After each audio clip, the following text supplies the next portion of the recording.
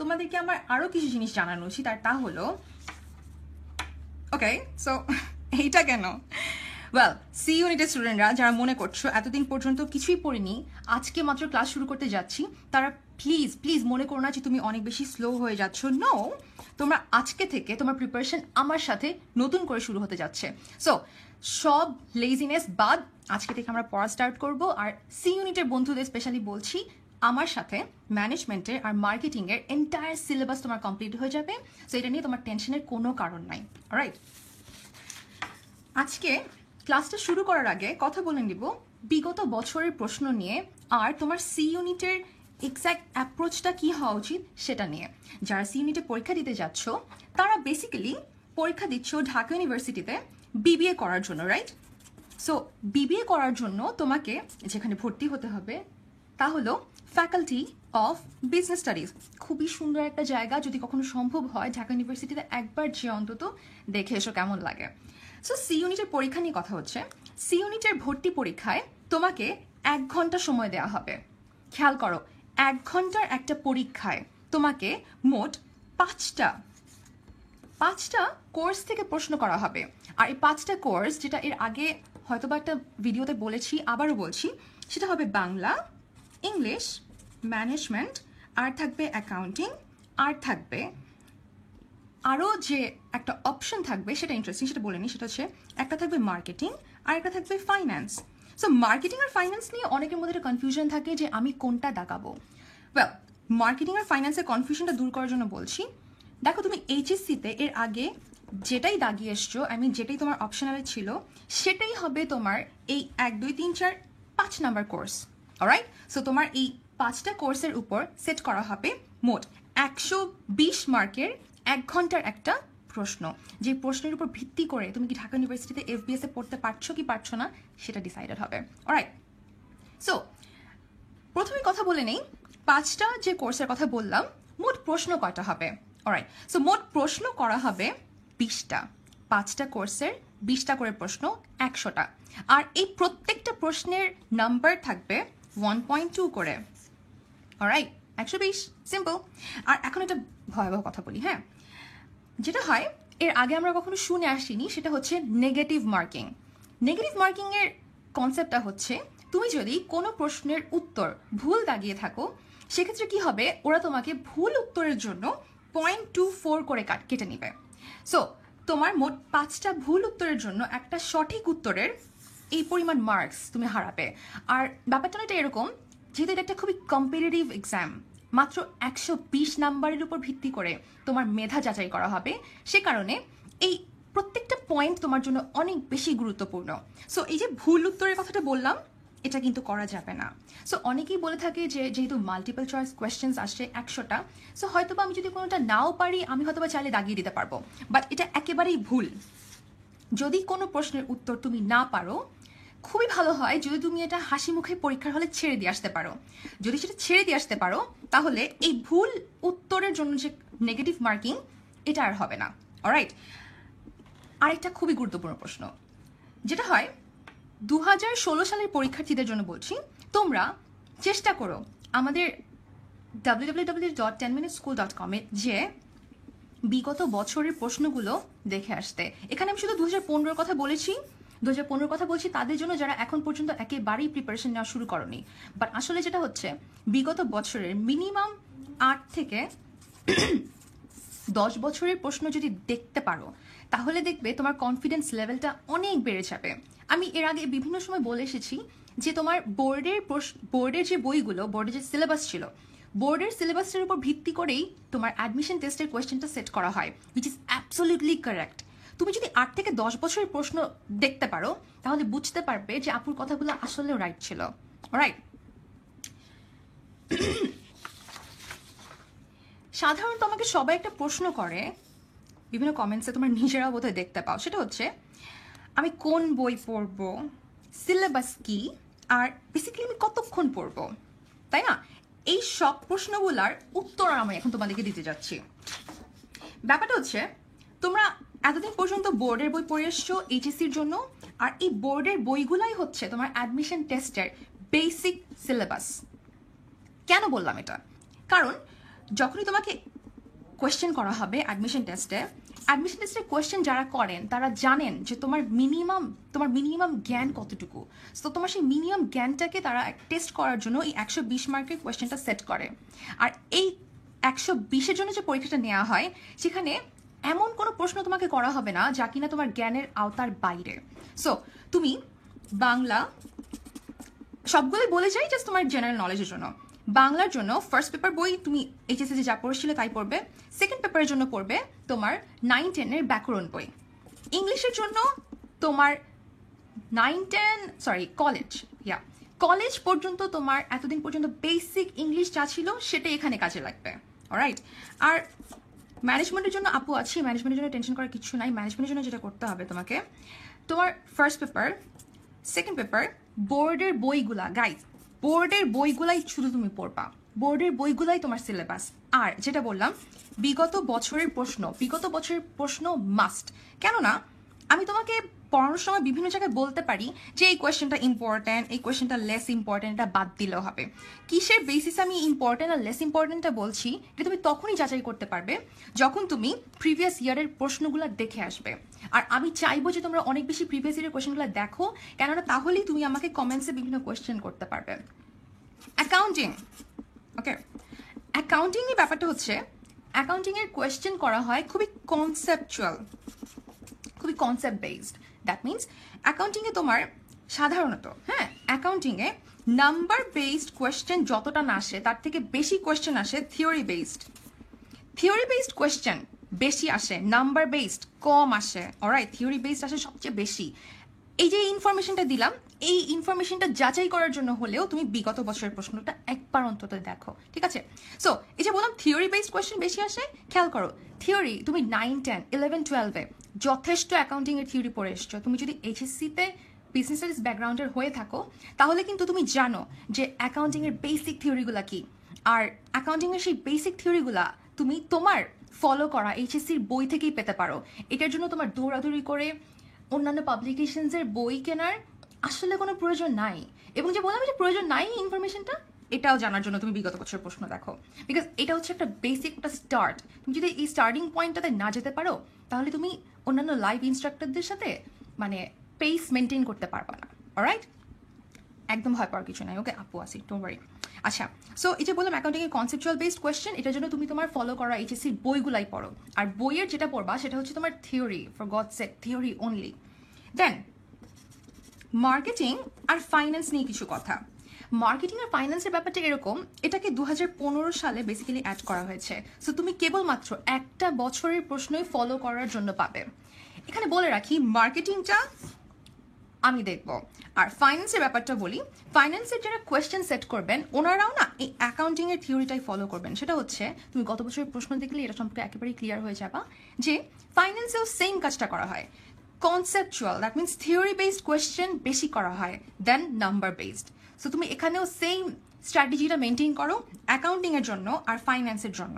তুমি থিওরির উপর বেশি জোর দাও, কেননা তুমি যদি নাম্বার বেসড কোয়েশ্চেনের উপরে বেশি জোর দাও, তোমার যদি নাম্বার সংক্রান্ত ম্যাথমেটিক্যাল টার্মসগুলো, ম্যাথমেটিক্যাল যে ট্যাকটিক্সগুলো, এগুলোর জন্য যদি তুমি বেশি সময় ব্যয় করো তাহলে যেটা হবে তোমার থিওরির দিকটা কাঁচা থেকে যাবে। তখন কি হবে, একটা সিম্পল কোয়েশ্চেন করা হলো তোমাকে, বাট ওই যে তুমি অন্য জায়গায় মন বেশি দিয়ে ফেলছো, এই জন্য তুমি এই কোয়েশ্চেনগুলো অ্যান্সার করতে পারবা না। সেম অ্যাকাউন্টিংয়ের ক্ষেত্রে, ফাইন্যান্সের ক্ষেত্রে, ঠিক আছে? Very easy.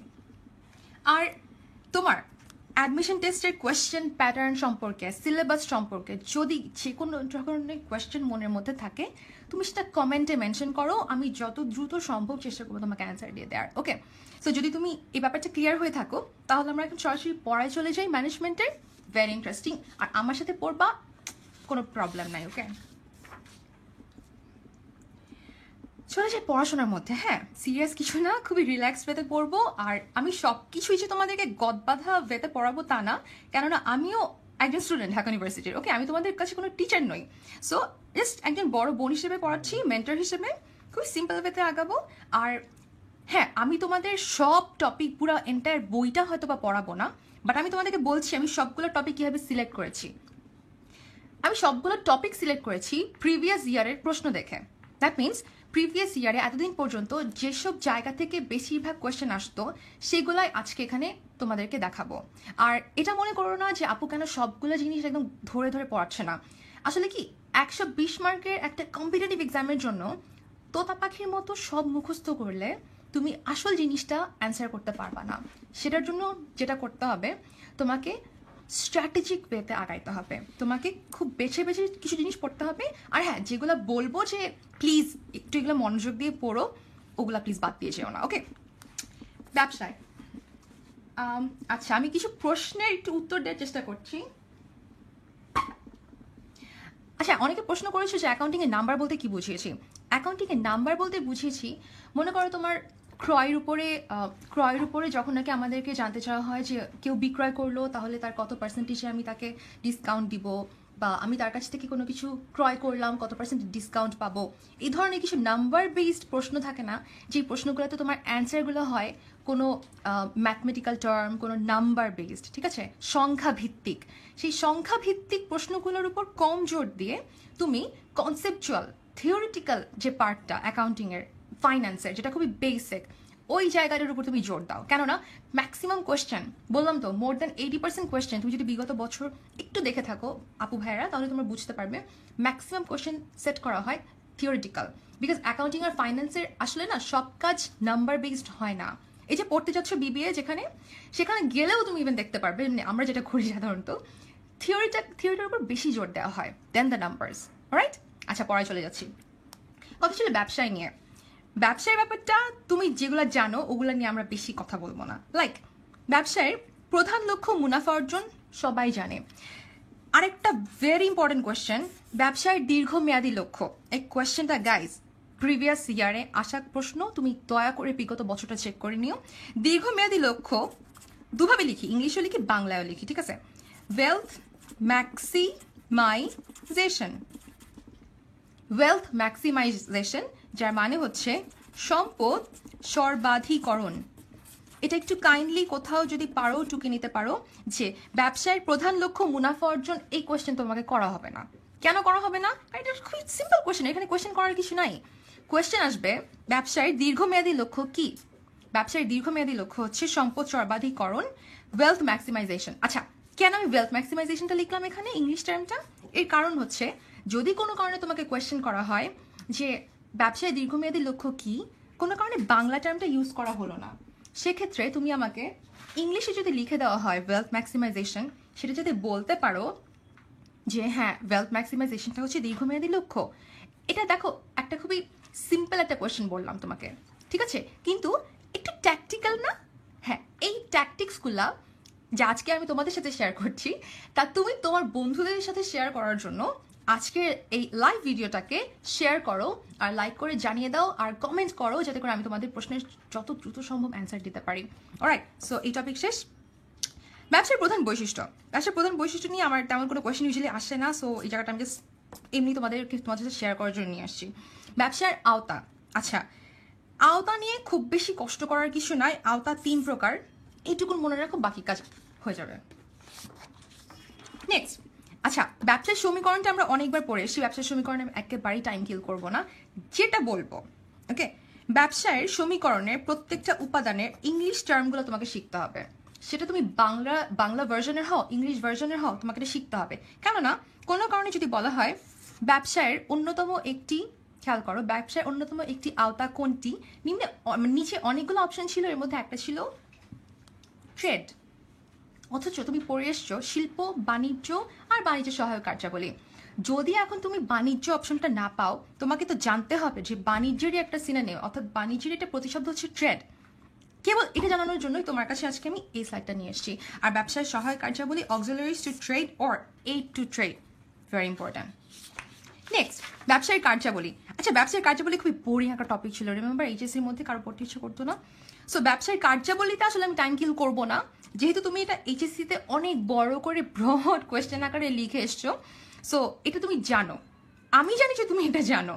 সো প্লিজ ব্যবসায়িক কার্যাবলীটা যেহেতু তুমি অলরেডি জানো, জাস্ট এটা একবার গো থ্রু করো। বই তো বাসায় আছে, এটা নিয়ে টেনশন করার কিছু নাই, জাস্ট একবার দেখে নিবা ভিতরে কি আছে।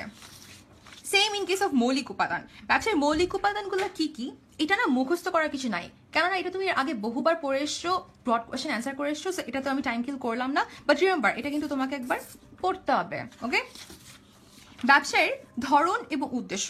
আচ্ছা, এটা একটু ইম্পর্টেন্ট, এখানে একটু মনোযোগ দিই আমরা। খেয়াল করো, ব্যবসায়ের উদ্দেশ্য ডেফিনেটলি মুনাফা অর্জন, তাই না? সো মুনাফা অর্জন করে যেই ব্যবসাগুলা, সেগুলো হচ্ছে এক মালিকানা, যেখানে একজন মালিক সবকিছু দেখাশোনা করে, অংশীদারি বা পার্টনারশিপ, যেখানে কিনা কয়েকজন ব্যবসায়ী মিলে একটা চুক্তির মাধ্যমে একটা ব্যবসায় গঠন করে। নেক্সট, যৌথ মূলধনী কর্পোরেটস, যৌথ মূলধনে বিভিন্ন শেয়ার হোল্ডাররা একই জায়গায় মূলধন বিনিয়োগ করে এবং তার মাধ্যমে একটা ব্যবসায় গড়ে তোলে। খেয়াল করে দেখবা, এই সব জায়গায় ব্যবসায়ীদের একটা প্রত্যক্ষ অংশগ্রহণ থাকে। সো এই যে তিনটার মূল উদ্দেশ্য মুনাফা অর্জন। খেয়াল করো, তিনটা ব্যবসায়ের মূল উদ্দেশ্য মুনাফা অর্জন। এই ইনফরমেশনটা তোমাকে মনে রাখতে হবে। জিনিসগুলো দেখে মনে ছিল খুবই সিম্পল, কিন্তু এত সিম্পল কোশ্চেন তোমাকে পরীক্ষার হলে করা হবে না। হ্যাঁ, কোয়েশ্চেন জিনিসগুলো সব সিম্পলই থাকবে, বাট একটু ট্যাকটিক্স থাকবে। আর একটু ট্যাকটিক্স না থাকলে বলা তো কম্পিটিটিভ এক্সামে কেন ওরা তোমাকে পরীক্ষা নিতে যাবে, তাই না? আচ্ছা, কথা হচ্ছিল তিন ধরনের ব্যবসায় যা কিনা আমার মুনাফা অর্জন থাকবে মূল উদ্দেশ্য। এখন কথা বলবো কোন উদ্দেশ্যগুলা মুনাফা অর্জন এর থেকে কিছুটা হলেও ভিন্ন। সেগুলো হচ্ছে সমবায় সমিতি। সমবায় কি হয়? সাধারণত একই পেশাভুক্ত বা একই শ্রেণীভুক্ত মানুষ, তারা বিভিন্ন জায়গা থেকে এসে একই জায়গায় একটা সমবায় সমিতি গড়ে তোলে। কেন করে? উদ্দেশ্য সদস্যদের কল্যাণ সাধন। ভেরি ইম্পর্টেন্ট, মনে রাখো, কারণ এটা প্রিভিয়াস ইয়ারে আসা প্রশ্ন। তুমি বিগত বছরের প্রশ্ন দেখে একবার তাহলেই বুঝতে পারবা যে কেন আপু বলছে এগুলো ইম্পর্টেন্ট না। রাষ্ট্রীয় ব্যবসাটা হচ্ছে রাষ্ট্র বিল পাশের মাধ্যমে যে ব্যবসাটা প্রতিষ্ঠা করে থাকে, আর এই ব্যবসাগুলো ইউজুয়ালি করা হয় জনকল্যাণের জন্য। Important guys. ব্যবসায় জোট হচ্ছে, অনেক সময় হয় না যে মনে করো কোনো একটা প্রোডাক্ট বা কোনো একটা পণ্য নিয়ে তুমি ব্যবসা করছো বা কোনো একটা সেবা নিয়ে তুমি ব্যবসা করছো। মনে করো বিমানের ক্ষেত্রে যেরকম হয়, বা যখন নাকি তেল বা যারা অয়েল নিয়ে বিজনেস করে, খনিজ তেল নিয়ে, ওদের ক্ষেত্রে এই ধরনের একটা ব্যবসায় হয়। এই ধরনের ব্যবসার ক্ষেত্রে একটা প্রতিযোগিতা দেখা যায় বা একচেটিয়া বা একটা মনোপলিস্টিক অ্যাটিটিউড দেখা যায়। তো কি হয়, এইগুলাকে কমানোর জন্য ওরা একটা জোট করে। জোট বলতে বোঝায় এক ধরনের সিন্ডিকেট গড়ে তোলে। আর এটার উদ্দেশ্য হচ্ছে দুইটা, ভেরি ইম্পর্টেন্ট গাইজ। ক্ষতিকর প্রতিযোগিতা কমানো এবং একচেটিয়া প্রভাব কমানো, ভেরি ইম্পর্টেন্ট, মনে রাখো। ওকে, আর যৌথ হিন্দু পারিবারিক ব্যবসায় বেসিক্যালি পারিবারিক কল্যাণ সাধন মুনাফার জন্য করা হয়। এটা আমার তেমন দরকার নাই। ওকে, এখন চলে যাই ট্যাকটিক্সের ক্ষেত্রে। আচ্ছা, গুরুত্বপূর্ণ তথ্য উপরে বড় করে লিখে দেওয়া, বিকজ এটা আসলে অনেক ইম্পর্টেন্ট। সেটা হচ্ছে একটা ভদ্রলোকের নাম দেয়া এখানে, পিএফ ড্রাকারের মতে 4টি কারণে ব্যবসায়ের মুনাফা অর্জন আবশ্যক। এই একটা লাইন থেকে 3টা ভেরি ইম্পর্টেন্ট অবজেক্টিভ তোমাকে বললাম এই একটা লাইন বলার মাধ্যমে, যেটা কিনা তুমি প্রিভিয়াস ইয়ার যদি একবার দেখে আসো আপু ভাইরা, তাহলে বুঝতে পারবা। সো কোয়েশ্চেনটা কি হইতে পারে বলি। মুনাফা অর্জনের আবশ্যিক 4টি কারণ উল্লেখ করেছেন কে? পিএফ ড্রাকার মুনাফা অর্জনের আবশ্যক কয়টি কারণ উল্লেখ করেছেন? 4টি। পিএফ ড্রাকার এর মতে ব্যবসায়ের 4টি প্রধান কারণ কি নিয়ে উল্লেখ করা হয়েছে? মুনাফা অর্জনার্থে। আচ্ছা, সো এই মুনাফা অর্জনের যে 4টি কারণ মেনশন করে দিছি, হ্যাঁ, এখানে, এটা না আসলে আমার দরকার নাই। সিরিয়াসলি বললাম, এটার কোনো দরকার নাই। জাস্ট তোমাকে জানানোর জন্য আমি এটা লিখে নিয়ে আসছি। তোমাকে পড়তে হবে জাস্ট এইটুকুন পর্যন্ত। ওকে, একটা লাইন পড়ো, 3টা ইম্পর্টেন্ট অবজেক্টিভ বলে দিলাম। প্রিভিয়াস ইয়ারটা একবার দেখে এসো, তাহলে দেখবা যে এই কথাগুলো আসলে কতটুকুন রেলেভেন্ট। অলরাইট, আর এরপর বলছি ব্যবসা সম্পর্কে তো অনেক কিছু বললাম। সো খেয়াল করো, সিন্ডিকেট, ব্যবসায়িক ফরমায়েশ, এগুলো না আসলে ব্যবসায় না, বিকজ এগুলোর মূল উদ্দেশ্য মুনাফা অর্জন না। ব্যবসায়িক ফরমায়েশ, দ্যাট মিনস অর্ডার প্লেস করা। অর্ডার প্লেস করলে গাইজ কেউ কি তোমাকে মানে টাকা দেয় না। অর্ডার প্লেস করলে তুমি কাউকে টাকা দাও না। এটা হচ্ছে শুধুমাত্র একটা প্রক্রিয়া যেটার সাথে মুনাফা অর্জনের সম্পর্ক নাই। এটা বলার কারণ হচ্ছে যাতে করে তুমি বুঝতে পারো যে পরীক্ষার হলে কোনটা ব্যবসায় এবং কোনটা ব্যবসায় না। অলরাইট, অনেকক্ষণ তো কথা বলে ফেললাম। এখন ইম্পর্টেন্ট কোয়েশ্চেন, তোমরা একটু যদি সমস্যা না থাকে আমাকে একটু কমেন্টসে জানিয়ে দাও যে কে কোন কলেজে, যাতে করে আমি একটু ভালোভাবে বুঝতে পারি যে আমার পড়াটা তোমরা কতটুকু ভালোভাবে বুঝতে পারছো, কতটুকু নিতে পারছো। এটা খুব ভালো হয় তুমি যদি কমেন্ট সেকশনে তোমার কলেজের নামটা একটু মেনশন করে দাও, ওকে? আর যদি কারো মনে হয় যে আপু একটু ফাস্ট পড়াচ্ছি বা একটু স্লো যাচ্ছি, তাহলে সেটাও মেনশন করে দিতে পারো। I personally take care of that, ঠিক আছে? ব্যবসায়ের প্রধান উপকরণ বা সওদা নিয়ে কথা বলবো। আচ্ছা, এটা না I don't know Y, but এটা অ্যাডমিশন টেস্টে খুবই আসে এই ধরনের একটা কোয়েশ্চেন। সেটা হচ্ছে ব্যবসায়ের প্রধান উপকরণ বা সওদা কি ব্যবসায়। আচ্ছা, ব্যবসায় আমরা কেন করি বলো তো? আইদার আমি কোনো পণ্য উৎপাদন করব, অথবা আমি কোনো পণ্য ক্রয় করব, বিক্রয় করব, অথবা আমি কাউকে কোনো সেবা দিব, ঠিক আছে? আচ্ছা, আমি দেখতে পাচ্ছি তোমাদের কলেজের নাম, প্লিজ হ্যাঁ আরো বেশি মেনশন করো, হ্যাঁ করতে থাকো। আচ্ছা, ব্যবসায়ের প্রধান উপকরণ বা সওদা, আমরা যেহেতু ব্যবসায় করি পণ্য বা সেবা নিয়ে, এবং পণ্য বা সেবা ক্রয় করি, পণ্য ক্রয় করি, বিক্রয় করি, অথবা সেবা প্রদান করি, দ্যাটস ফাইন। ব্যবসায়ের প্রধান উপকরণ বা সওদা হচ্ছে পণ্য ও সেবা, ভেরি ইম্পর্ট্যান্ট। নেক্সট, ব্যবসায়ের জীবনী শক্তি। জীবনী শক্তি হচ্ছে কোনটা ছাড়া ব্যবসায় করা সম্ভব না? পুঁজি, দ্যাট ইজ ক্যাপিটাল। তুমি ব্যবসায় শুধুমাত্র পণ্য বা সেবা নিয়ে যে করো তা কিন্তু না। কেননা এই যে পণ্যটা তুমি উৎপাদন করছো, অথবা কারো কাছ থেকে ক্রয় করে নিয়ে আসছো, অথবা তুমি একটা সেবা দিচ্ছ, এটার জন্য তোমার ডেফিনেটলি আর একটা পার্টির কাছ থেকে টাকা পয়সার লেনদেন করতে হয়, তাই না? অ্যাকাউন্টিং পড়েছো যেহেতু, তুমি লেনদেনের ব্যাপারটা খুব ভালোভাবে বোঝো। সো এই পুঁজি ছাড়া বা ক্যাপিটাল ছাড়া কোনোভাবেই ব্যবসা করা যায় না, এবং এটাকে বলে ব্যবসায়ের জীবনী শক্তি, ভেরি ইম্পর্ট্যান্ট। আচ্ছা, সো আমি একটু কোয়েশ্চেন অ্যান্সার দিয়ে যাই। কোয়েশ্চেন, আচ্ছা একটা কোয়েশ্চেন এসছে, সিন্ডিকেট বলতে কি বোঝায়? Very interesting question. সিন্ডিকেট বলতে বোঝায়, তোমরা অনেকেই সনি এরিকসনের নাম শুনেছো, তাই না? একটা মোবাইল ফোন ছিল, এখন তো অবশ্য সনি সাইবার চলে আসছে। তো যাই হোক, সনি এরিকসনের ব্যাপারটা হচ্ছে কি, দুটা ডিফারেন্ট প্রতিষ্ঠান, ঠিক আছে, দুটা আলাদা প্রতিষ্ঠান যখন ক্ষতিকর প্রতিযোগিতা কমানোর জন্য এবং একচিটিয়াভাবে বাজার দখলের জন্য একত্রিত হয়, তখন আমরা সেটাকে বলি সিন্ডিকেট। আর সিন্ডিকেটটা হচ্ছে বেসিক্যালি করা হয় যে যাতে করে আমার প্রতিযোগিতা হ্রাস করা যায়, ঠিক আছে, যেটা নাকি ব্যবসায়ী জোটের ক্ষেত্রে আমি বললাম। তো এই সিন্ডিকেটটা আসলে যেটা বললাম যে মুনাফা অর্জনের জন্য করা হয় না, সো এটাকে ব্যবসায় বলা হয় না, ঠিক আছে? অলরাইট, নেক্সট চলে যাই। একটা ইম্পর্টেন্ট টপিক এখন তোমাদেরকে বলবো, ভেরি ইম্পর্টেন্ট। হ্যাঁ, ছবি টবি দিয়ে বুঝাবো, সো যাতে করে তোমার কোনো কনফিউশন না থাকে, একটু মনোযোগ দেই, খুব ইজি, ভেরি ইজি। একটা টার্ম লিখেছি, R and D. R and D, R and D means research and development. এটা একটা খুব ইম্পর্টেন্ট টপিক ব্যবসার ক্ষেত্রে, ঠিক আছে? আমি একে বুঝাই ব্যাপারটা, দেন বলবো কোয়েশ্চেনটা কিভাবে আসবে। অলরাইট, সো মুনাফা ও ব্যবসায়ের উন্নয়ন বলতে বোঝায় R&D, research and development. Research and ডেভেলপমেন্টের ব্যাপারটা দেখো আমি লিখে রাখছি এখানে, হ্যাঁ, যে প্রতিযোগিতামূলক বাজারে টিকে থাকার কৌশল, এটাকে বলা হয় R&D। আচ্ছা, তো আব্বু আম্মুদের সময়ে, আব্বু আম্মুরা যখন আমাদের এজে ছিলেন, তখন না বাসায় 3টি ল্যান্ডলাইন ছিল, ল্যান্ডলাইন। সো এই ল্যান্ডলাইনটা থেকে আমরা যখন একটু মানে ছোট ছিলাম, লাইক আমি যখন একটু ছোট ছিলাম, তখন আমরা দেখলাম অনেক বড় অ্যান্টেনা লাগানো, ইনফ্যাক্ট অ্যান্টেনা লাগানো মোবাইল ফোনস। দেখো ওই যে মানে ছিল না নকিয়া 1100-1200 টাকা ছিল না, যে একটু মানে বাটনস থাকে। দেন এখন আমার তোমার সবার হাতে চলে আসছে স্মার্টফোনস। সো এই যে একটা ট্রানজিশন পিরিয়ড, এই যে আব্বু আম্মুদের সেই 80s থেকে আস্তে আস্তে নকিয়া 1100-1200 দুদিন পর নাকি বের হবে iPhone 7, I am also waiting.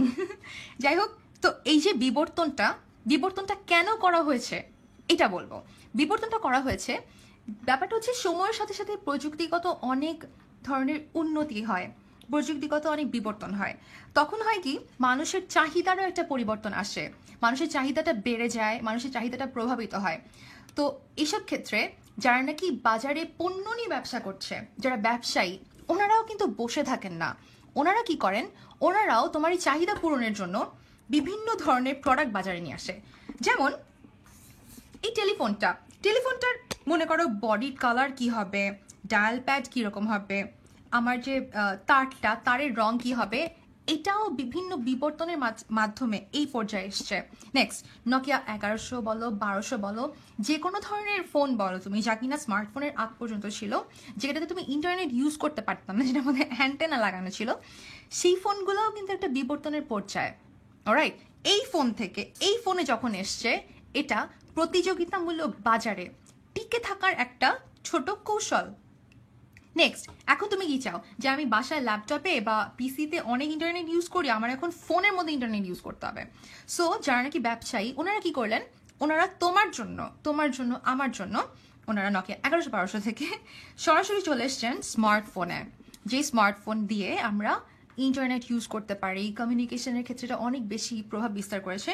So এই প্রতিযোগিতামূলক বাজারে টিকে থাকার সাধারণ একটা কৌশল হচ্ছে তোমার R&D। ভেরি ইম্পর্ট্যান্ট, কোয়েশ্চেনটা একটু খেয়াল রেখো। এরপর চলে যাব ব্যবসায়ের কাম্য আয়তন। আচ্ছা, টার্মটা তোমার একটু অপরিচিত মনে হতে পারে, বাট জিনিসটা বুঝাই দিচ্ছি, ভেরি সিম্পল। এটা পড়ানোর কারণ হচ্ছে এটা থেকে না প্রিভিয়াস ইয়ারের কোয়েশ্চেন আসে। ওকে, এটা একটু তুমি চেক করে নিও। ব্যবসায়ের কাম্য আয়তন বলতে বোঝায় যে আমি আমার ব্যবসায়ের আওতা বা আমার আওতা না, মানে আমি ব্যবসায়ের আয়তনটা ঠিক কতটুকুন রাখতে চাই, যে আমার ব্যবসাটা আমি শুরু থেকে আজ পর্যন্ত চালিয়ে আসছি ঠিক কোন জায়গাটা, আমার ডিজায়ার্ড পজিশনটা কি, আমার সেই ডিজায়ার্ড পজিশনটা হচ্ছে ব্যবসার কাম্য আয়তন। কাম্য আয়তনটা হচ্ছে মুনাফা যখন শূন্য থাকে। আচ্ছা, তোমার অ্যাকাউন্টিং এর একটা ছোট টার্ম একটু বলি, সেটা হচ্ছে BEP. Alright, BEP, break even point, যেটাকে আমরা অনেক সময় বলি ব্রেক ইভেন অ্যানালিসিস। সো ব্যবসার কাম্য আয়তন হচ্ছে ব্রেক ইভেন পয়েন্ট বা ব্রেক ইভেন অ্যানালিসিস, যেটার আরেকটা বাংলা টার্ম হচ্ছে সম আয় ব্যয় বিন্দু। সম আয় ব্যয় বিন্দু হচ্ছে সমান আয় সমান ব্যয়, এবং এই দুটা আয় এবং ব্যয় যেখানে ছেদ করবে সেই পয়েন্টটাকে আমি বলবো সম আয় ব্যয় বিন্দু বা বিইপি। ঠিক আছে, এটা খুবই সিম্পল একটা জিনিস। ব্যাপারটা হচ্ছে যে তোমার ফিক্সড কস্ট, দ্যাট ইজ তোমার যে স্থায়ী ব্যয়গুলা বা স্থির ব্যয়গুলা, সেগুলা, আর এখানে থাকছে তোমার ভেরিয়েবল কস্ট, আর এখানে থাকছে তোমার প্রফিট। এই যে বললাম আমি প্রফিট বা লাভ, খেয়াল করো, এটা হচ্ছে আমার লাভের অংশ, এটা হচ্ছে আমার লসের অংশ। লাভ কিংবা লস কোনোটাই আমার ব্যবসায়ের ডিজায়ার্ড পজিশন, কাম্য আয়তন নয়। আমার কাম্য আয়তন হচ্ছে যখন আমার মুনাফা হবে শূন্য, জিরো। কোথায় আমার মুনাফাটা শূন্য হবে? আমার যখন লসও হবে না, আমার যখন লাভও হবে না, এই পয়েন্টটাতে যখন আমার মুনাফা হবে জিরো, সেটা হচ্ছে আমার ব্যবসার কাম্য আয়তন। সো ব্যবসার কাম্য আয়তন লাভ না, ব্যবসার কাম্য আয়তন ক্ষতি না বা লস না, ব্যবসার কাম্য আয়তন হচ্ছে শূন্য মুনাফা। ঠিক আছে, এটাই হচ্ছে আমার ইম্পর্টেন্ট কোয়েশ্চেন ছিল। আচ্ছা, তোমরা অনেকেই আমাকে কোয়েশ্চেন করেছিলে ইংলিশ টার্ম বলে দিতে, সো এই কারণেই হ্যাঁ আমি আসলে ইংলিশ টার্মগুলো একটু মেনশন করছি। আর হ্যাঁ, যারা বাংলা ভার্সনের স্টুডেন্ট তাদেরকেও বলে রাখি, বাংলার পাশাপাশি ইংলিশ টার্মগুলো জেনে রাখলে যে কোনো অপশন দাগাতে তোমার সুবিধা হবে। এর কারণ কি, প্রত্যেকটা বাংলা প্রশ্ন তুমি যদি এই প্রিভিয়াস ইয়ারের প্রশ্নটা কখনো দেখতে পারো তাহলে বুঝতে পারবে যে যেটা হয়, আমি তোমাদেরকে জানিয়ে দিচ্ছি, একটা বাংলা প্রশ্ন যখন করা হয় ঠিক এর নিচে ব্র্যাকেটে ইংলিশ টার্মটাও দিয়ে দেওয়া হয়। যদি কোনো কারণে বাংলায় এমন কোনো প্রতিশব্দ ব্যবহার করা হয় যেটা তুমি জানো না, তুমি ইংলিশ টার্মটা পড়লে ইজিলি সেটা অ্যান্সার করতে পারবে। ঠিক আছে, আচ্ছা, সেম টপিকে যাচ্ছি, যেটা কিনা লেস ইম্পর্টেন্ট। ঠিক আছে, এই টপিকগুলা তোমার বইয়ের শুরুর দিকে অনেক জায়গায় ছিল। সেটা হচ্ছে প্রাতিষ্ঠানিক দৃষ্টিকোণ থেকে কে সংজ্ঞা দিয়েছেন, কার্যগত, অর্থগত এবং কার্যগত। কিছু করতে হবে না, তুমি জাস্ট নামটা একবার পড়ে রাখো, প্রাতিষ্ঠানিক থেকে কে বলছে, কার্যগত থেকে কে বলছে, অর্থগত থেকে কে বলছে। এগুলো থেকে আসলে প্রিভিয়াস ইয়ারে খুব একটা কোয়েশ্চেন আসে না। আর এই যে বললাম আসে না, এটা জানার জন্য বিগত বছরের প্রশ্নটা একবার দেখে এসো। আর যদি মনে হয় যে না কোনো কালে প্রশ্ন আসছে, সো ইন দ্যাট কেস তুমি জাস্ট একবার গো থ্রু করো এটা নিয়ে, এটার উপর বেশি জোর দিতে চাচ্ছি না। এখন যেটা বলবো এটা একটু ইম্পর্ট্যান্ট, ওকে, একটু খেয়াল করো। অর্থনীতির জনক, অর্থনীতি আসলে আমরা এখন পড়াচ্ছি না, কিন্তু ম্যানেজমেন্টের সাথে না এটার বেশ কিছু টপিক মিলে যায়। যেমন ব্যবস্থাপনাটা, তাই না, ব্যবস্থাপনাটা তো আমরা আসলে অর্থনীতির জনক এদের কাছ থেকে শিখে এসছি। সো এই যে বললাম অ্যাডাম স্মিথ অর্থনীতির জনক, এটা তুমি জানো। আমার কোয়েশ্চেন হচ্ছে অ্যাডাম স্মিথের কোন বইটার মাধ্যমে আমরা ডিসাইড করলাম যে এই ভদ্রলোক অর্থনীতির জনক? বইটার নাম হচ্ছে Wealth of Nations. Wealth of Nations 1776-এ পাবলিশ করা হয়। এই তিনটে ইনফরমেশন আমার লাগবে, ভেরি ইম্পর্টেন্ট। এটা বলা হয়ে গেলে এখন আমি পড়বো আধুনিক অর্থনীতির জনককে। আধুনিক অর্থনীতির জনক, আধুনিক অর্থনীতির জনক নামটা একটু যদি পারো মনে রেখো, পল স্যামুয়েলসন। তুমি অর্থনীতির জনককে, এটা বিভিন্ন জায়গায় পড়ে আসতেই পারো। অর্থনীতির জনক কেন আমরা কোন বইয়ের ভিত্তিতে ডিসাইড করলাম এটাও তুমি জেনে নিতে পারো। কোন সালে বইটা প্রকাশ করা হয় এটাও আমি বলে দিয়েছি। যেই কোয়েশ্চেনটা প্রিভিয়াস ইয়ারে আসে সেটা হচ্ছে আধুনিক অর্থনীতির জনক কে? আধুনিক অর্থনীতির জনক পল স্যামুয়েলসন। খেয়াল করো, তোমাকে যদি প্রশ্ন করা হয় অর্থনীতির জনক কে, কোনটা তাকাবা? Adam Smith? একটু পারলে কমেন্ট করো, আমার একটু জানতে সুবিধা হবে। ওকে, সো তোমার অর্থনীতির জনক যদি প্রশ্ন আসে চোখ বন্ধ করে লাগাই দিবা, ঠিক আছে, অ্যাডাম স্মিথ। আর যদি কোয়েশ্চেন আসে আধুনিক অর্থনীতির জনক কে, অপশনে যদি অ্যাডাম স্মিথ থাকে দাগাবা না, ঠিক আছে? সেক্ষেত্রে পল স্যামুয়েলসন অবশ্যই থাকবে এবং তুমি দাগাবে আধুনিক অর্থনীতির জনক পল স্যামুয়েলসন, নো কনফিউশন। এখন কথা বলবো ব্যবসার অন্যান্য সওদা নিয়ে। ব্যবসার অন্যান্য সওদা, আচ্ছা সওদা বলতে বুঝেছি যা কিছু নিয়ে তুমি ব্যবসা করো, যেটাকে ঘিরে তোমার ব্যবসা আবর্তিত হয়, সেটাকে আমরা বলি ব্যবসার সওদা। আচ্ছা, অর্থ, ঋণ, লোন, মতাদর্শ, আইডিওলজিস, এগুলাকে আমরা ব্যবসায়ের সওদা বলে থাকি। কেন বলে থাকি এটা একটু বলে দিই। খেয়াল করো, অর্থ নিয়ে কাজ করে কারা? ব্যাংক। ঋণ নিয়ে কাজ করে কারা? ব্যাংক। মতাদর্শ নিয়ে যারা কাজ করে তাদেরকে আমরা বলি কনসালটেন্সি ফার্মস। আচ্ছা, কনসালটেন্সি ফার্ম ওরা কি করে? ওরা তোমার কাছে যে কোনো ধরনের কনসালটেন্সির কাজ করে, ওরা তোমাকে বিভিন্ন ধরনের পরিকল্পনা করে দেয়। কনসালটেন্সি ফার্ম তোমাকে, তুমি যদি কোনো একটা ব্যবসা করতে চাও কিন্তু তুমি আসলে জানো না কার কাছ থেকে কাঁচামাল কিনবে, কে তোমার সাপ্লায়ার হবে, কার কাছে তুমি পণ্যটা বিক্রি করবে, কীভাবে তুমি পণ্যটার মার্কেটিং করবে, এই কনসালটেন্সি ফার্মগুলা তোমাকে এই ধরনের প্ল্যান করে দেয়, তোমাকে স্ট্র্যাটেজি ডেভেলপ করে দেয়। তো ওরা তাহলে ওরা আসলে তোমার কাছে কি সেল করে? ওরা কি তোমার কাছে কোনো পণ্য সেল করে? না। কোনো সেবা দেয়? না। ওরা তোমার কাছে অ্যাডভাইস, ঠিক আছে, তোমার সাথে বিভিন্ন পরামর্শ শেয়ার করে, মতাদর্শ শেয়ার করে।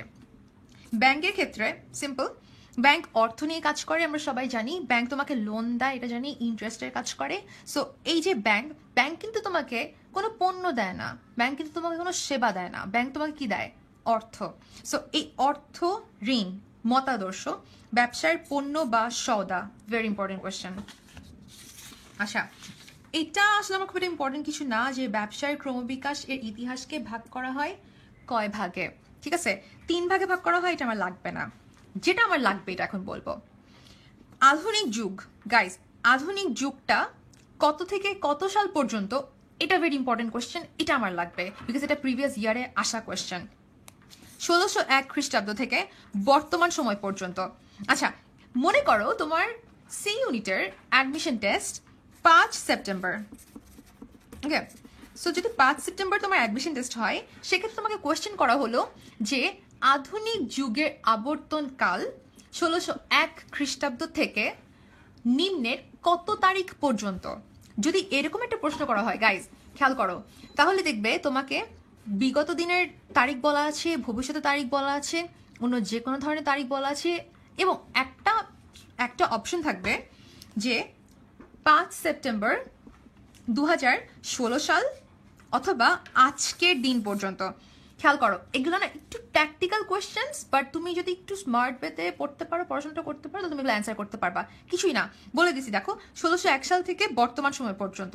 বর্তমান সময়ের ইকুইভ্যালেন্ট সবগুলো প্রতিশব্দ দেখে যাবা। তোমার পরীক্ষার তারিখ বলে দিতে পারে, আজকের দিন বলে দিতে পারে। সেক্ষেত্রে আধুনিক যুগের ব্যাপ্তিকাল হবে 1601 থেকে বর্তমান সাল পর্যন্ত। অলরাইট, এখন চলে যাচ্ছি আরেকটা টপিকে, যেখানে আমি খুব বেশি টাইম কিল করবো না বিকজ আমি জানি তোমাদের সময় অনেক কম, আর তোমার এই কম সময়টাতে খুবই স্ট্র্যাটেজিক ওয়েতে টাইম টেবিল মেনটেন করে তোমাকে অ্যাডমিশন টেস্টের প্রিপারেশন নিতে হবে। আর যেহেতু তোমার একটা কোর্স না, তোমার মোট 5টা কোর্সের জন্য পড়তে হচ্ছে, সো আমি ট্রাই করবো যত কম সময়ে একটু ট্যাকটিক্স শেয়ার করা যায় তোমাদের সাথে সেটা করার। আচ্ছা গাইজ, প্রাচীন যুগ নিয়ে বেশি কিছু বলবো না। প্রাচীন যুগের যেটা ছিল ব্যবসার একটা টাইপ, সেটা হচ্ছে বিনিময় ব্যবস্থা, ভেরি ইম্পর্টেন্ট। বিনিময় ব্যবস্থাটা একটু পড়ে রেখো। বিনিময় ব্যবস্থা English term barter trade, must, barter trade English টার্মটা পড়তে হবে। বিনিময় ব্যবস্থার 4টা প্রবলেম ছিল, ওই 4টা পয়েন্ট এইটুকুন পড়তে হবে। 4টা পয়েন্ট কি কি এটা আমার দরকার নাই, এটা আমার দরকার নাই। আচ্ছা, বিনিময় ব্যবস্থা বার্টার ট্রেডের আর একটা টার্ম বলে দিয়েছি, double coincidence of wands. That means দুটা মানুষের এ এবং বি এর একই সাথে একই সাথে দরকার আছে, কিন্তু তাদের দরকারটা বিভিন্ন প্রোডাক্টসের, যেমন কারো যদি টমেটো দরকার হয়, কারো দরকার গম। সো এক্ষেত্রে এই যে এক্সচেঞ্জটা হচ্ছে, এটাই হচ্ছে বার্টার ট্রেড বা বিনিময় ব্যবস্থা। আচ্ছা, চলে যাই মধ্যযুগে। আচ্ছা, মধ্যযুগের জাস্ট কিছু টপিক তোমাকে পড়তে হবে। অর্থের প্রচলন বা কারেন্সি বা মুদ্রা যে সময়টাতে আসে সেটা হচ্ছে মধ্যযুগ। অর্থের প্রচলন, ভালো কথা। এক মালিকানা ব্যবসায় আর অংশীদারি, এই দুটা, এক মালিকানা তো সবচেয়ে প্রাচীন, এটা তো জানো তাই না? সো এক মালিকানা, অংশীদারি, এই দুটার প্রচলন হয় মধ্যযুগে। কলোনিয়ালিজম, উপনিবেশ, এটার দরকার নেই। আচ্ছা, যেটার দরকার আছে সেটা হচ্ছে মধ্যযুগের কিছু উপনিবেশের নাম তোমাকে জানতে হবে। এই কোয়েশ্চেনগুলো যে নিয়ে আসছি, এই ইনফরমেশনগুলো প্রিভিয়াস ইয়ারে আসা, এবং এটা তোমাকে পড়তে হবে। কিছুই না, ইস্ট ইন্ডিয়া কোম্পানি ভারতীয় উপমহাদেশের, ইন্ডিয়া, এটার সাথে মিলায় মনে রাখতে পারবা, ভেরি ইজি। হ্যাডসন বেই, আমেরিকা। মস্কোভা, আচ্ছা মস্কোভা এই ধরনের টার্মগুলো আপনার মস্কোর সাথে মিলাই তুমি রাশিয়ার সাথে, যেহেতু রাশিয়ার রাজধানী হচ্ছে মস্কো, সো তুমি রাশিয়ার সাথে মিলায়, মস্কোর সাথে মিলায় মস্কোভা, এটা মনে রাখবা। এটা একটা ছোট্ট একটা টিপস ছিল। আচ্ছা, নেভাল্ট হচ্ছে ভূমধ্যসাগরীয় বা ক্যারিবিয়ান অঞ্চলের এই 4টা উপনিবেশের জায়গা এবং উপনিবেশের নাম একটু কষ্ট করে মনে রেখো। আচ্ছা, আধুনিক যুগের বৈশিষ্ট্য। আধুনিক যুগটা হচ্ছে যে যুগের পণ্য আমি, তুমি, আমরা সবাই ব্যবহার করছি, সেটাকে আমরা বলছি আধুনিক যুগ। আধুনিক যুগ, আর এই আধুনিক যুগটা আজকে পর্যন্ত বিস্তৃত। আজকে আমি তোমাদেরকে এই যে ক্লাস দিচ্ছি, যে ক্যামেরা ইউজ করছি, এই যে ফোন ইউজ করছি, যে তোমরা কমেন্টস করছো, কমিউনিকেশন সিস্টেম, সব কিছু, এভরিথিং আধুনিক যুগের বৈশিষ্ট্য। আধুনিক যুগের কিছু কথা আজকে তোমাদের সাথে একটু ডিটেইলে শেয়ার করব। সেটা হচ্ছে একটা, মুক্ত বাজার অর্থনীতি। আচ্ছা, আধুনিক যুগ নিয়ে কথা বলছিলাম সবাই কমিউনিকেশন নিয়ে। সো তুমি আমাকে তোমার কমেন্টসের মাধ্যমে জানিয়ে দাও যে তুমি কোন জেলা থেকে আমার সাথে কমিউনিকেশনটা বজায় রাখছো। তাহলে আমার বুঝতে সুবিধা হবে যে তোমার কি আমার ভিডিওটা দেখতে কোনো ধরনের সমস্যা হচ্ছে কিনা, বা তুমি কি আটকে যাচ্ছ কিনা, তোমার কি বাফারিং হচ্ছে কিনা। আমাকে জাস্ট এই ইনফরমেশন একটু জানিয়ে দাও, আমি ওয়েট করছি তোমার কমেন্টসের জন্য। জাস্ট মেনশন করে দাও যে তুমি কোন জেলা থেকে আমাদের সাথে আছো, ঠিক আছে? আচ্ছা, আধুনিক যুগের বৈশিষ্ট্য নিয়ে কথা বলছি। মুক্ত বাজার অর্থনীতি। মুক্ত বাজার অর্থনীতিটা আধুনিক যুগের বৈশিষ্ট্য। খুব বেশি, আচ্ছা খেয়াল করো, খুব বেশি কঠিনে যাওয়ার দরকার নেই, তুমি জাস্ট এই টার্মগুলো মনে রাখো, ওকে? আচ্ছা, যেহেতু এক মালিকানা, অংশীদারি তুমি দেখে আসছো যেটা মধ্যযুগে ছিল, তার মানে এর পরবর্তীগুলা ডেফিনেটলি আধুনিক যুগের। সো আধুনিক যুগের সেই ব্যবসা সংগঠনগুলো হচ্ছে কোম্পানি, ব্যবসায়িক জোট, রাষ্ট্রীয় ব্যবসা, যৌথ উদ্যোগ। এর মধ্যে কোম্পানি সংগঠন আধুনিক যুগের, এটা মনে রাখতে হবে, ভেরি ইম্পর্টেন্ট। আচ্ছা, এরপরে আমরা একটা খুবই ইন্টারেস্টিং টপিক পড়বো, সেটা হচ্ছে উৎপাদক নিয়ন্ত্রিত বাজারকে ভোক্তা নিয়ন্ত্রিত বাজারে কিভাবে রূপান্তর করতে হয় সেটা। আচ্ছা, উৎপাদক নিয়ন্ত্রিত বাজার আর ভোক্তা নিয়ন্ত্রিত বাজারটা পড়বো, বাট এটা আমরা আরেকটা স্লাইডে পড়ি। এখন দুটা এক্সট্রা কথা বলে রাখি, সেটা হচ্ছে প্রিভিয়াস ইয়ার, যখন আমি তোমাদেরকে বারবার দেখতে বলছি, প্রিভিয়াস ইয়ারের কিছু প্রশ্ন যেটা আমার মনে হয়েছে তোমাদেরকে আমার জানানো উচিত, কিংবা এই ধরনের প্রশ্ন যদি আমি তোমাদের সাথে একটা কিংবা দুটো আলোচনা করি, তাহলে তোমরা যথেষ্ট স্মার্ট পিপল, তোমরা বুঝতে পারবা যে বাকি প্রশ্নগুলা ঠিক কি ধরনের হতে পারে। ব্যবসায়ের বৈশিষ্ট্য থেকে একটা প্রশ্ন আসে, সেটা হচ্ছে পরিবর্তনশীলতার দৃষ্টিভঙ্গি। যে পরিবর্তনশীলতা বলতে বোঝায় গাইস, আমরা একটু আগে টেলিফোনের একটা এক্সাম্পল দেখছিলাম না, যে ল্যান্ডলাইন থেকে নকিয়া 1100-1200, দেন আমার বলতে পারো এখনকার আইফোন 6। সো এই যে বিবর্তনটা, এটা বিভিন্ন সময় তোমার চাহিদার পরিবর্তনের সাথে সাথে পণ্য বা সেবা বা প্রোডাক্টসের উপর আমরা পরিবর্তন নিয়ে এসেছি। এটা কি বলে? পরিবর্তনশীলতার দৃষ্টিভঙ্গি। সো এই যে তোমার ডাইনামিক, এই যে পরিবর্তনশীলতা, এটা হচ্ছে ব্যবসার একটা বৈশিষ্ট্য। আচ্ছা, কোনটা ব্যবসার বৈশিষ্ট্য নয়? ইম্পর্টেন্ট অবজেক্টিভ গাইজ, একটু খেয়াল করো। ব্যবসার বৈশিষ্ট্য তো বললাম, কোনটা নয় কোনটা, এটা একটু মনোযোগ দিয়ে খেয়াল করো। তা হচ্ছে গতিশীলতা দৃষ্টিভঙ্গি। আচ্ছা, এটা আমি কেন বললাম? এটা না একটা অবজেক্টিভ যেটা প্রিভিয়াস ইয়ারে এসেছিল। তোমাকে যখন বললাম 10 বছরটা একটু কষ্ট করে দেখো, তখন তুমি এই কোয়েশ্চেনটা ওখানে ইজিলি পেয়ে যাবে। আচ্ছা, এখন আমরা যেটা পড়বো, উৎপাদক নিয়ন্ত্রিত বাজারকে ভোক্তা নিয়ন্ত্রিত বাজারে কিভাবে পরিণত করতে হয় তা। উৎপাদক নিয়ন্ত্রিত বাজার ভোক্তা নিয়ন্ত্রিত বাজারে রূপান্তরটা অ্যাডমিশন টেস্টের জন্য, যেহেতু তুমি অ্যাডমিশনের পরীক্ষার্থী, বিবিএ জন্য অ্যাপ্লাই করছো, সি ইউনিটের জন্য গাইজ, এটা একটা ভেরি ইম্পর্টেন্ট টপিক। উৎপাদক নিয়ন্ত্রিত বাজার, ভোক্তা নিয়ন্ত্রিত বাজার। আচ্ছা খেয়াল করো, আমি যখন খুব বেশি ছোট ছিলাম, তখন কি হতো, বাসায় কাপড় কাচার জন্য সাবান আনা হতো না? আচ্ছা, এখন কি করা হয়? ডিটারজেন্ট আনা হয়, সার্ফ এক্সেল আনা হয়। সো এই যে বললাম যে আমাকে আগে আমার বাসায় কাপড় কাচার জন্য বল সাবান ইউজ করা হইতো, এখন তোমার বাসায় সার্ফ এক্সেল ইউজ করা হয়। এটা হচ্ছে উৎপাদক নিয়ন্ত্রিত বাজার থেকে ভোক্তা নিয়ন্ত্রিত বাজারে আসার একটা এক্সাম্পল। কিভাবে, কেন বলছি খেয়াল করো। আগে আমরা বাজারে যখন নাকি মানে কাপড় কাচার জন্য বল সাবান কিনতাম, তখন আমরা বাজারে গিয়ে বলতাম যে আচ্ছা ভাই একটা কাপড় কাচার সাবান দেন, ওরা তোমাকে একটা বল সাবান ধরা দিত, তুমি হ্যাপিলি ওটা নিয়ে বাসা চলে আসতা। এখন কি বাজারে গেলে তা হয়? খেয়াল করে দেখো, এখন যদি তুমি বাজারে গিয়ে বলো কাপড় কাচার সাবান দেন, তোমাকে ওরা 10টা অপশন দিবে, 10 থেকে 12টা অপশন দিবে। প্রত্যেকটা সাবান বলো, ডিটারজেন্ট বলো, এগুলোর বিভিন্ন ফরম্যাট থাকে। সাবানটাকে ওরা লিকুইড বানায় ফেলছে, সাবানটাকে ওরা ড্রাই বানায়, পাউডার বানায় ফেলছে, ডিটারজেন্ট বানায় ফেলছে। সো এই যে একটা ভেরিয়েশন আসছে না? আচ্ছা, এই ভেরিয়েশনটা এসছে কারণ আমরা যারা বাজারে কেনাকাটা করতে যাই, যারা কিনা কাস্টমার, যারা কিনা ভোক্তা, আমাদের কাস্টমারদের বা কনজিউমারদের চাহিদার উপর ভিত্তি করে এই পণ্য বা সেবার বিবর্তনটা করা হয়। এ কারণে এটাকে বলা হয় উৎপাদক নিয়ন্ত্রিত বাজার থেকে ভোক্তা নিয়ন্ত্রিত। দ্যাট মিনস উৎপাদক যখন নাকি উৎপাদক যা কিছু বানাতো আমাকে তাই ব্যবহার করতে হতো, সেই পর্যায় থেকে যখন কিনা আমি একজন কনজিউমার, আমি যেটা পছন্দ করব, আমার যেটা দরকার, সেই জিনিসটা যখন তারা বানাচ্ছে, তখন যেমন সার্ফ এক্সেল, তখন আমরা সেটাকে বলি ভোক্তা নিয়ন্ত্রিত বাজার। খেয়াল করো, উৎপাদক নিয়ন্ত্রিত বাজারে আমার কোনো সে থাকে না। বাজারে গেলে আমার হাতে যেই সাবান দিয়ে দেওয়া হতো, আমি কেবল সেই সাবানটাই ব্যবহার করতাম। আর যখন নাকি আমাকে সার্ফ এক্সেল, দ্যাট মিনস আমি যখন বাজারে যাচ্ছি, আমার কাছে অনেক অপশনস আছে, আমি যেটা পছন্দ করছি আমাকে তারা সেটাই সার্ভ করছে, সেটাকে আমরা বলি ভোক্তা নিয়ন্ত্রিত বাজার। ভেরি ইম্পর্টেন্ট কোয়েশ্চেন ছিল এটা। কিছু ছবি দিয়ে বলি। আচ্ছা, সো যেটা বলছিলাম, আগে আমরা যখন কাপড় কাচার সাবান কিনতে যেতাম, যেটা চাইতাম বাজারে সেটাই একটাই দিত, একটাই ইউজ করতে হইতো, আমার কোনো সে ছিল না। এখন কি হয়? ভ্যারাইটিস গাইস, ভ্যারাইটিস তোমার অপশনসে আছে। সেম ইন কেস অফ যখন নাকি তুমি আগে মানে আমরা গোসলের জন্য সাবান কিনতে যেতাম, তখন একটাই সাবান ধরা যেত কস্কো। এখন তুমি এমন কোনো সাবান নাই, দেখো একই সাবানের বিভিন্ন ধরনের ফ্লেভার্স অ্যান্ড অল দ্যাট, অনেক অপশনস আছে। এগুলাই হচ্ছে উৎপাদক নিয়ন্ত্রিত বাজার থেকে ভোক্তা নিয়ন্ত্রিত বাজারে রূপান্তরের একটা প্রক্রিয়া। ছোট কিছু পার্থক্য জাস্ট জেনে রাখো। উৎপাদক নিয়ন্ত্রিত বাজারে আমার মতামতের কোনো মূল্য ছিল না, আর ভোক্তা নিয়ন্ত্রিত বাজারে আমার মতামত কিংবা আমার পছন্দটাকে সর্বোচ্চ গুরুত্ব দেয়া হয়। আচ্ছা, শিল্প থেকে তেমন কিছু পড়বো না।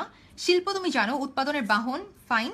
শিল্পের উৎপাদনের বাহন থেকে তোমাকে যেটা পড়তে হবে, একটা মাত্র কোয়েশ্চেন যেটা আমি বলবো সেটা হচ্ছে শিল্প বিপ্লব কবে থেকে শুরু হয়? Very important.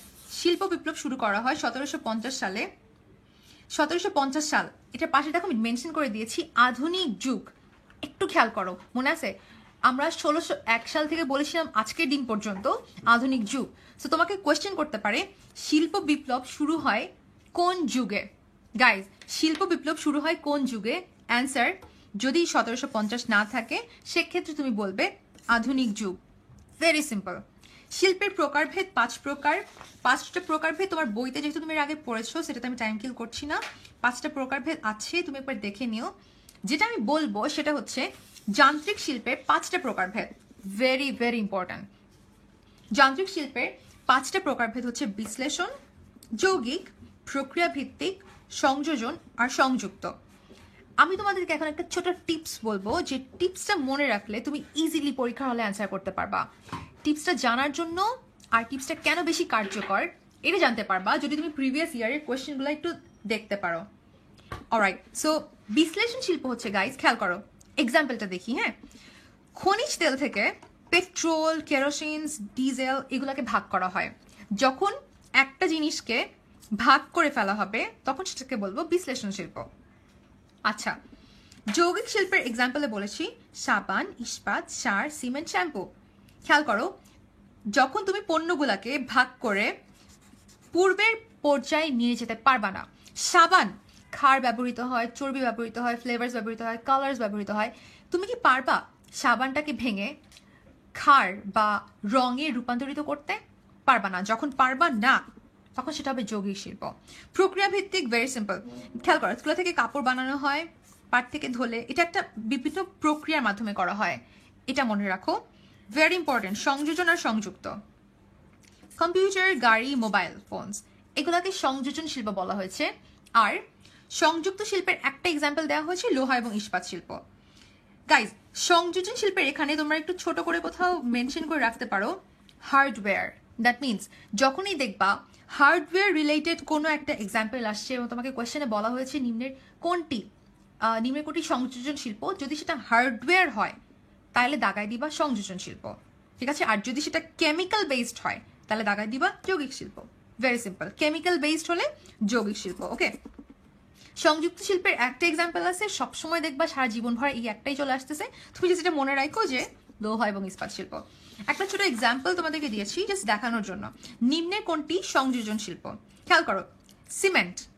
ওকে, cement chemical based, detergent chemical based, সাবান কেমিক্যাল বেসড। এর মধ্যে একটা হচ্ছে laptop, laptop hardware, therefore laptop হচ্ছে আমার কারেক্ট অ্যান্সার সংযোজন শিল্পের। যদি এই এক্সাম্পলটা তুমি বুঝতে পারো তাহলে তোমার অ্যাডমিশন টেস্টের প্রিপারেশন অনেক দূর এগিয়ে গেছে। আচ্ছা, এরপর আমরা চলে যাই বাণিজ্যে। বাণিজ্যে যেটা করা হয়, বাণিজ্যে 6 ধরনের উপযোগ সৃষ্টি করা হয়। 6 ধরনের উপযোগের কথা তুমি জানো? 6 ধরনের উপযোগটা কি কি এটা জাস্ট একবার ভালো মতো পড়ে যেও। আর গাইস, এটার ইংলিশ টার্মস মাস্ট, ইংলিশ টার্মসগুলোও তোমার বইতে আছে আমি জানি, আমি নিজেও ইনফ্যাক্ট পড়ে এসেছি। ইংলিশ টার্মসগুলো প্রত্যেকটার পড়ে যাবে। এখন যেটা বলবো সেটা হচ্ছে একটা ছোট্ট একটা ট্রিকটা হচ্ছে 7 ইকুয়ালস টু 1 প্লাস 6। 1 প্লাস 6 ব্যাপারটা খুব ইন্টারেস্টিং। ব্যবসায়ের ক্ষেত্রে খেয়াল করো, একটু আগে যেটা বললাম, একটু আগে মাত্র বলছি, হ্যাঁ, যে বাণিজ্যে 6 ধরনের উপযোগিতা সৃষ্টি করা হয় গেল।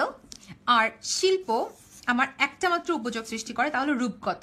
দ্যাট মিনস বাণিজ্যের 6, শিল্পের 1 মিলে ব্যবসায় মোট সৃষ্টি করে 7 ধরনের উপযোগ।